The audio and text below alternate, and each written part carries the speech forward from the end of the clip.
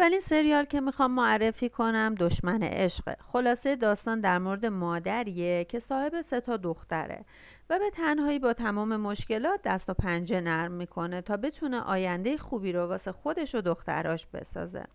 اون به شدت دختراشو از عاشق شدن منع میکنه چون تجربیات بدی خودش داشته. تو این بین یکی از دختراش که اسمش اینجیه و یه دختر دوست داشتنی هست، یه رابطه عاشقانه رو با اویگار شروع میکنه و داستان ادامه داره. بازیگرای این سریال نازال کسال و بوس مرال هستن. سریال بعدی اسمش بیرحمه. این سریال در مورد مردی جوان به اسم لونت هستش که برای رفتن به سربازی خانواده و معشوقش رو رها میکنه. لونت بعد از اتفاق وحشتناکی که اونجا براش میفته تبدیل به یه انسان بیرحم و ترسناک میشه و تغییرات زیادی توی زندگیش رخ میده. بازیگرای این سریال چاغاتای اولسون، سمیه آیدوغان و اونور سایلاک هستن. سریال بعدی سریال ستاره ها از من دور هستن هستش. داستان عشق بین آسلی و قدیره که بعد از زندانی شدن قدیر دچار چالش میشه. قدیر به اتهام قتل پدر آسلی به زندان میفته و تمام خاطرات زیبای بین اونا نابود میشه. قدیر تنها هدفش اثبات بیگناهی خودش و گرفتن انتقام از خانواده وارنالی هستش. بازیگرای این سریال فورکان اندیچ، برجو کراتلی و گورکان اویگون هستند. سریال اتاق بعدی که یه سریال درام عاشقانه است که ماجرای اون در مورد چالش‌های غیر منتظره‌ای هست که بعد از ازدواج یه مجری معروف تلویزیون با یه تاجر معروف به وجود میاد. بازیگرای این سریال جانر جیندروک، شوال سام، اوکتای چوبوک، ملک بایکال هستش.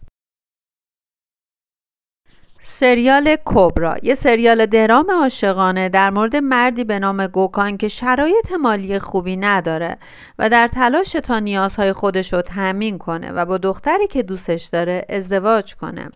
اما پیام عجیبی از شخص مجازی به اسم کبرا زندگیشو تغییر میده. بازیگرای این سریال چاتای اولسون، آسلیهان مالبورا و بینار توگ هستند. آلبوم خانوادگی یه سریال درام عاشقانه است که خلاصه داستان در مورد 3 نفر به نامهای کلیچ، دنیز و بهیجه هست که برای تحصیل تو رشته حقوق به استانبول میرن، اما اونجا رو به هیچ وجه دوست نداشتن. بعد به خانواده پدریشون برمیگردن، اما سالها بعد تو شهر محل تولدشون مجددا به طور غیر منتظره بر سر راه هم قرار میگیرن و ماجراهای جدیدی رخ میده. بازیگرای این سریال آکین آکینوزو و آسلیهان مالبرا هستند.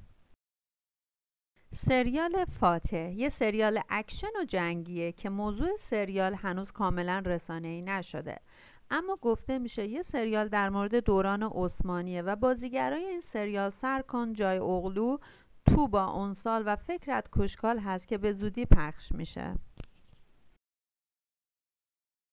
سریال علی کارا خبرها حاکی از اینه که این سریال قراره یه سریال عاشقانه، ماجراجویی و کاراگاهی باشه. بازیگر اون آلپرن دویمازه که نقش اصلی سریال رو بازی میکنه. سریال کف که گفته میشه قصه این سریال از داستان رابین هود اقتباس شده و محور این سریال دزدیدن از ثروتمندا و بخشیدن به فقراست.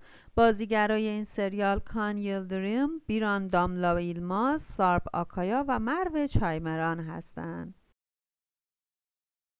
سریال پیش است. این سریال در مورد مالک یه شرکت ساختمونی معروف و همسرش مروه است که شروع اون به زودی خواهد بود. هنوز از جزئیات این سریال خبر آنچنانی نیستش. بازیگرای این سریال ابراهیم چلیکول و ملیس سزن هست. امیدوارم که از این ویدیو لذت برده باشین.